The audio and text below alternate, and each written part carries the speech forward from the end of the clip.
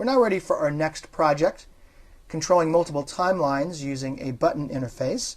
We're going to combine the skills that you've learned in targeting multiple movie clips, also with your skills in programming buttons, so that we can use the buttons to target those movie clips. To see the end result of this project, open up the Target Clock Hands End file in the Work Files folder and do a control test movie. Notice that to start with, all the movie clips are stopped, but we can start them up by clicking on the second, minute, and hour hands, and then we can stop them by clicking on the corresponding stop button. So you can see that each of the buttons is controlling a movie clip in some way. So go ahead and open up your Target Clock Hand Start file. If you've already added some scripts to this file from a previous movie, go ahead and clear those out by choosing File Revert. And that'll bring this back to its initial state. Do a control test movie, and the initial state should be all the movie clips are in fact moving. They're not stopped. So the first thing you want to do is navigate to the various timelines and stop them. Stop the various timelines. We're going to do that by double-clicking on the clock face. Go ahead and hide all of the other layers. Go to the minute layer, make sure that's not hidden, and double-click on the minute timeline and go ahead and add a stop action there, like so. Stop action. Test your movie, make sure that it does in fact stop. Then go to the hour.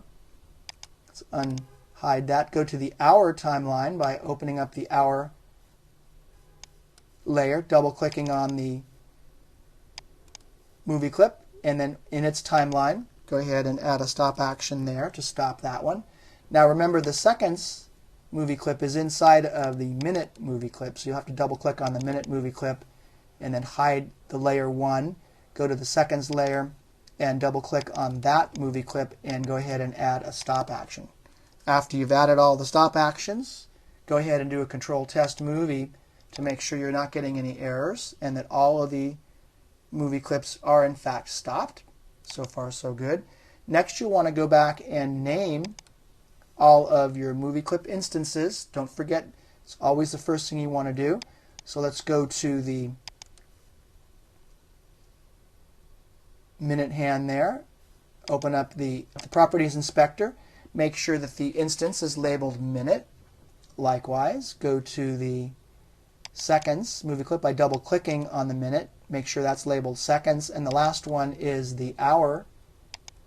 Let's unhide that. Click on it, and here in the Properties Inspector, it's labeled hour. So it's very, very important that you first stop all the movie clips and then label the movie clip instances minute, hour, seconds.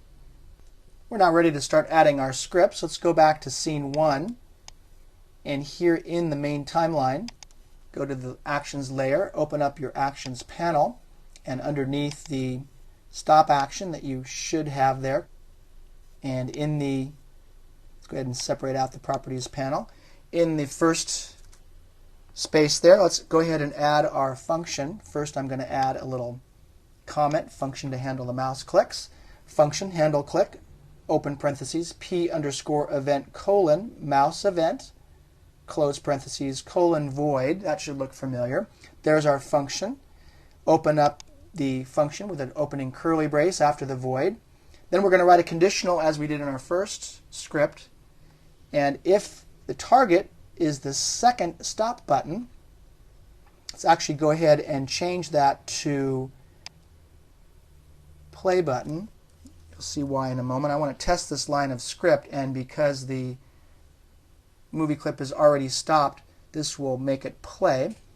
Let's go ahead, and we've targeted the correct instance right here. That's the target that we've been practicing. Let's type play instead of stop.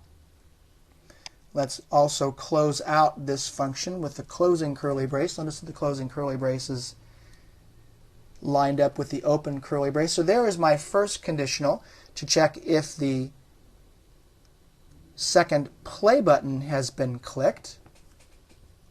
And that will remind us to make sure that all of the buttons are properly labeled. So let's do that now. Let's click on the seconds play button, which is this one here, and open up the properties inspector, and notice that that says second play underscore, actually second underscore play underscore BTN. Let's move this where I can see everything okay, like so. Click on the minute hand, go ahead and label that one. I'm on the main timeline here, minute underscore play underscore button, and the hour is hour underscore play underscore button. Likewise, the stop buttons are named very similarly. Stop underscore second underscore button, stop underscore minute underscore BTN, and stop underscore hour underscore BTN. The reason that all those names are so similar is I'm going to cut and paste one working script to get all the other scripts working. So now that I've added my function and I've gone in and I've labeled all of my button instances, we're now ready to add the event listener so we can actually check that first line of script. First off, let's close out our properties inspector, bring back our timeline. We're going to add this script in the main timeline right there after our closing curly brace. Let's add a few lines of code, and then let's add our event listener, second play button dot add event listener, mouse event dot click. We're going to do this with a mouse click, and then we're going to run the handle click function right there. That's the function that we created up here. Double check that everything is correct, that we're targeting the same button, the seconds play button, second play button here. Notice that the target path is correct, this clock instance .minute.seconds. And triple check that this name right here is the same as the event listener that I've set up here. Sometimes what I'll do is copy and paste those, or actually copy and paste them from the properties inspector.